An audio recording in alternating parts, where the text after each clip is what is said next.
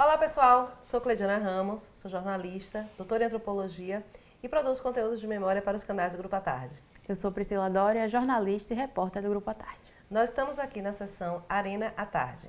Nessa sessão a gente dá destaque tanto à interação do público dos mais diversos canais do Grupo à Tarde, mas também sobre o conteúdo desses canais. E hoje a gente vai falar um pouco, vamos fazer aqui uma metalinguagem, não é isso, Priscila? A gente vai falar do próprio REC, destacar uma sessão do REC que é muito especial. Qual é? Cybercultura, onde a gente fala sobre filme, série, livro, novela, a gente já falou de tudo aqui, né? Um pouco. Pois é, e a ideia da cybercultura, dessa sessão, é além da gente recomendar produtos, né, nas mais variadas linguagens, nas mais variadas plataformas, né, a gente tem essa preocupação de por que é que a gente dá esse destaque? Porque hoje, né, com esta revolução digital ainda, né, em andamento, que ela ainda está em andamento, né, mas as formas como essas novas tecnologias de informação e de comunicação, ela tem impactado não apenas as nossas redes de sociabilidade, né, as nossas relações e o nosso cotidiano, então a forma de comer, a forma de se movimentar pela cidade, né, tudo isso com a mediação dessas novas tecnologias, como por exemplo os smartphones. A gente ainda tem uma outra mudança que é no consumo. Sim. Então a coisa mais comum hoje é você estar assistindo a série e ao mesmo tempo, de forma simultânea, você está no Twitter vendo o que é que está se falando sobre a sua série. E comentando preferida. lá, dando pau, principalmente quando você está naquelas séries que estão em lançamento, ou até filmes mesmo, né? Quando criam aqueles filmes que têm um grande público, tem muito, ou até não, né? Existe hoje esse meio da tecnologia tem um espaço, né, entre aspas, é para todo mundo, seja para aqueles que gostam de assistir mais aqueles filmes, ou você está naquele dia que está assistindo aquele filme, que está todo mundo assistindo, está todo mundo comentando, ou aquele que é só, olha aquele filme, o achado do achado do achado, vai lá e comenta. E conversa sobre isso. Ao mesmo tempo, a gente não se sente assim fora totalmente, né? Porque, por exemplo, na época de Games of Thrones, e olha que Games of Thrones ainda estava lá, nem era série, nem era streaming, né? Era canal. Era canal ainda. TV a cabo. Então, assim, tinha gente que dizia assim, meu Deus, eu não me sinto fora do mundo porque eu não assisto Games of Thrones. Porque você entrava no Twitter, o papo era Games of Thrones. Assim, o episódio da Batalha dos Bastardos, né? E todas as reviravoltas, foi assim, né? Hype total, né? Total. Então, assim, as pessoas assistiram o episódio na HBO, né? Isso. E imediatamente as pessoas correm e dizem assim, meu Deus, o que aconteceu lá?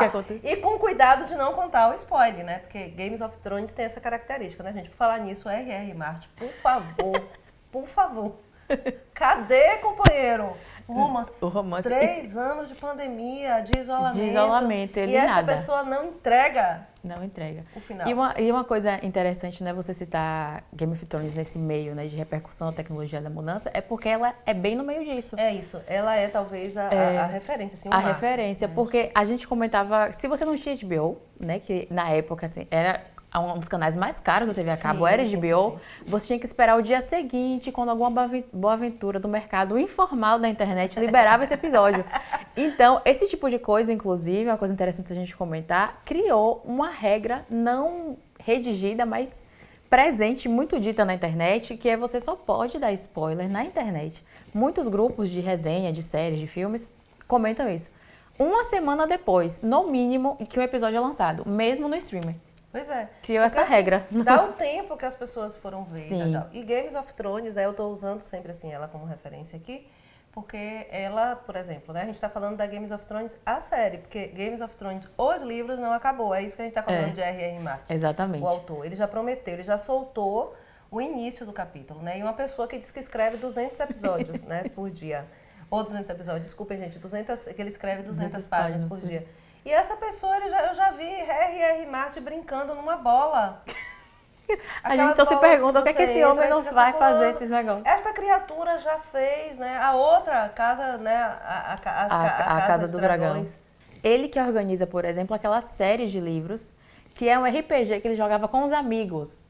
Ele que organiza, fala assim, por que você não dá um tempo? Já tem 500 livros daquilo. Deixa o povo, Wildcards, o nome. Deixa o povo chegar lá e ler aos poucos. Não, ele vai lá, podia estar terminando o GOT. Uma coisa interessante também é que teve uma entrevista dele, um encontro assim, um talk show, encontro de gigantes, dele com Stephen King. Sim. E ele pergunta, ele tem a cara de pau de perguntar assim, como é que você consegue publicar tantos livros tão rápido? Eu demoro tanto. Dá vontade de chegar a sacudir ele assim, porque não é possível. E a gente tá esperando, né, a imagem, porque Exatamente. tudo bem, a série teve um desfecho lá, que ninguém gostou muito, né, a maioria das pessoas não gostou muito, e aí a gente ninguém gostou muito, os fãs, e a gente sabe que, claro, isso é o mercado também da convergência, né, possivelmente cada linguagem vai ter um desfecho diferente. Enfim, então na cybercultura é isso aqui que a gente faz, né, que a gente acabou de fazer. A gente deu uma amostra, a gente faz uma análise, não solta spoilers, a gente só conta a sinopse, né, de forma muito tranquila para não divulgar, né, nem os plot twists, nem os spoilers. Sim, principalmente. E é isso, gente. Nessa sessão da cybercultura, a gente apresenta, né, e isso que é bacana, né, Priscila? A gente já falou aqui até de quadrinhos.